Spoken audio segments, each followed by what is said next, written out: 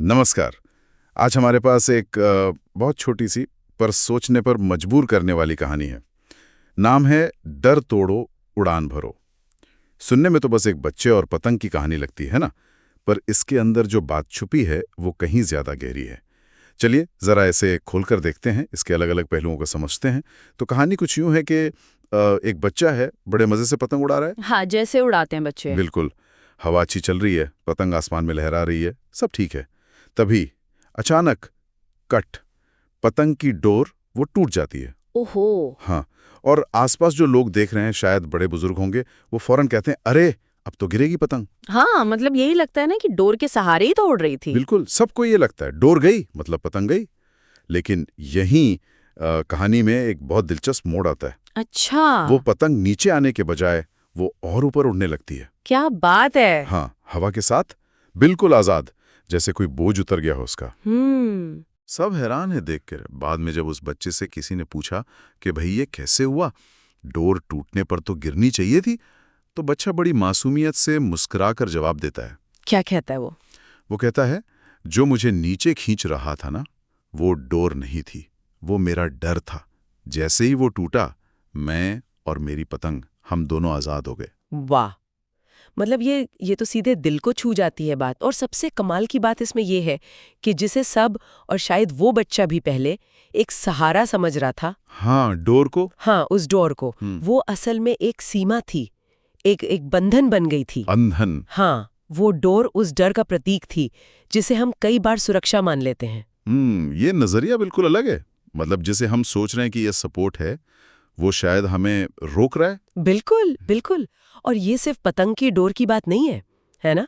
अगर हम अपनी जिंदगी में देखें तो ये डोर कई शक्लों में हो सकती है। जैसे नाकामयाबी का डर, या लोग क्या सोचेंगे इसका डर, या कई बार हम बस अपनी एक दायरे में सिमट कर रह जाते हैं, कंफर्ट जोन जिसे कहते हैं, वो भी एक डर ही है। हाँ, ये बात तो है। ये वो अदृश्य धागे हैं जिन्हें हम खुद ही अपने चारों तरफ लपेट लेते हैं और सोचते हैं कि ये हमें सेफ रखेंगे। लेकिन ये कहानी तो बिल्कुल उल्टा दिखा रही है कि असली उड़ान, असली ऊंचाई शायद इन धागों को तोड़ने में ही है। हाँ, बिल्कुल सही कहा।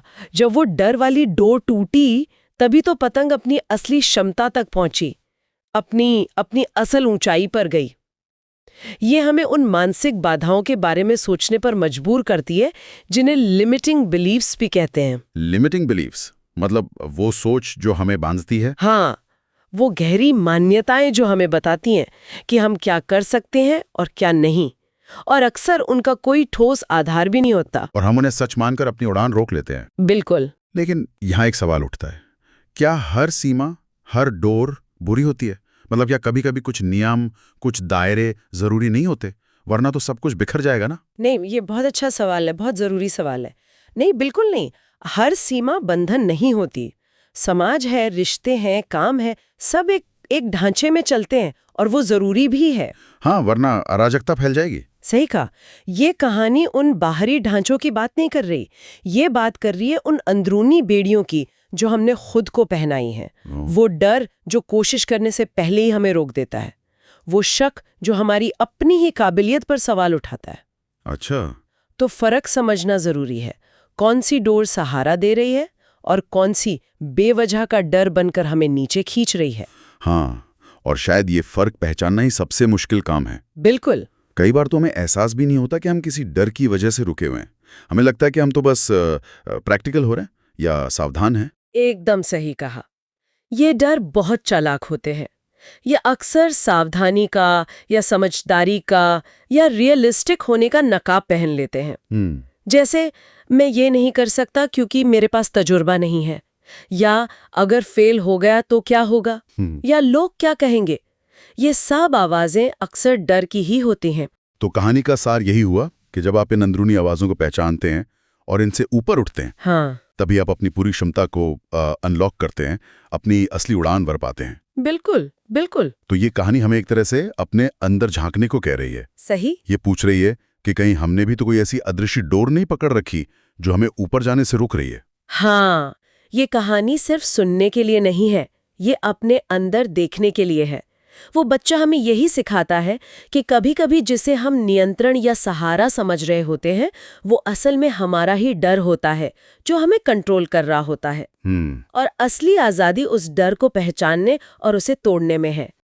तो संक्षेप में कहें तो डर तोड़ो उड़ान भरो का सबक यही है कि हमारी सीमाएं, हमारी हदें अक्सर बाहर की दुनिया से ज्यादा हमारे अंदर के डर और शक तय करते हैं। हाँ, और इसी सोच के साथ हम एक बहुत ही अहम सवाल पर आते हैं। शायद हर किसी को अपने आप से पूछना चाहिए, वो कौन सी अदृश्य डोर है? हो सकता है किसी पुराने अनुभव का डर हो, या किसी की कही हुई बात का असर हो, या अपनी ही बनाई कोई सोच हो जो आज भी हमें कहीं ना कहीं अपनी पूरी क्षमता तक पहुंचने से रोक रही है। अपनी मनचाही उड़ान भरने से रोक रही है। बिल्कुल। तो ये सोचने के लिए एक विचार है, क्या ऐसी कोई डोर है जिसे तोड़ने का वक्त आ गया है, ताकि एक नई, शायद और भी ऊंची उड़ान मुमकिन हो सके?